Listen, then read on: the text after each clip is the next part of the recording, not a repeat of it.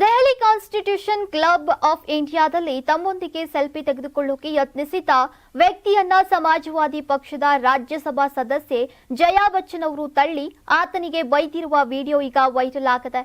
ಈ ಮೂಲಕ ಜಯಾ ಬಚ್ಚನ್ ಮತ್ತೆ ಟ್ರೋಲ್ ಆಗಿದ್ದಾರೆ. ಹೌದು, ಚುನಾವಣಾ ಆಯೋಗದ ಕಚೇರಿಗೆ ವಿರೋಧ ಪಕ್ಷದ ಸಂಸದರು ಮೆರವಣಿಗೆ ನಡೆಸೋಕೆ ಸೇರಿದ್ದಾಗ ಓರ್ವ ವ್ಯಕ್ತಿ ಜಯಾ ಬಚ್ಚನ್ ಅವರ ಪಕ್ಕ ನಿಂತು ಸೆಲ್ಫಿ ತೆಗೆದುಕೊಳ್ಬೇಕಾದ್ರೆ ಕೆರಳಿದ ಜಯಾ ಬಚ್ಚನ್ ಆತನನ್ನ ತಳ್ಳಿ ಗದರಿದ್ದಾರೆ.